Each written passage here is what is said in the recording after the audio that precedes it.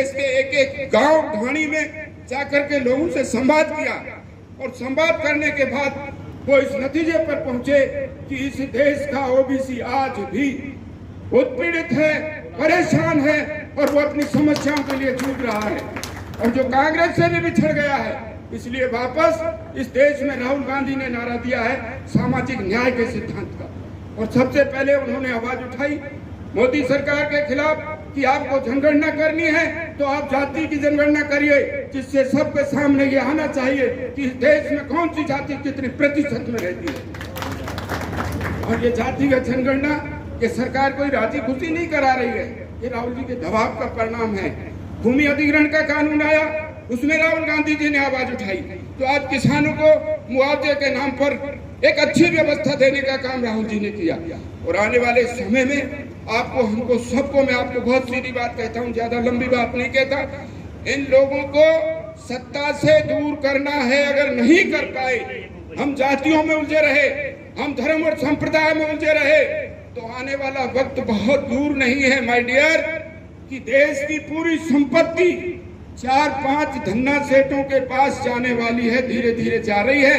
आपके पास आज देश में कुछ नहीं बचा है। ये SC/ST के लोग भी शायद मंच पर विराजमान हैं, मैं इनको भी कहता हूं। और जिस दिन लोकसभा का चुनाव इस देश में हुआ, इन्होंने एक नारा दिया था कि अब की बार 400 पार दिया था।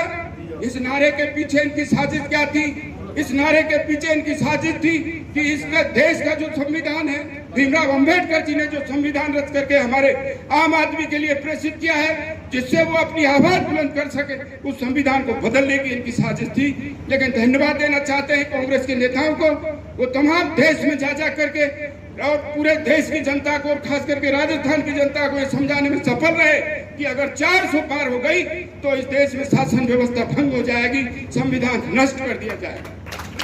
तो 400 पार का नारा इनका फेल रहा। इसलिए आज भी बाबा साहब अम्बेडकर का संविधान के तहत आप और हम जी रहे हैं, सुख की सांस ले रहे हैं।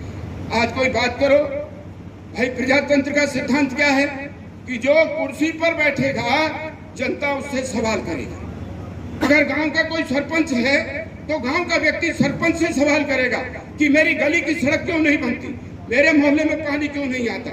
इसी प्रकार प्रदेश और देश में जो बैठे लोग हैं उनसे सवाल करने का हक प्रजातंत्र में देश की जनता का है। लेकिन दुर्भाग्य देखिए आप वातावरण क्या बना रखा है। अगर सरकार से सवाल पूछोगे तो आप देशद्रोही कहलाओगे, आपके पीछे ईडी और सीबीआई के छापे पर मार दिए जाएंगे, आपको जेल में डाल दिया जाएगा। तो ये जो स्थितियां बनी हैं, एगोसित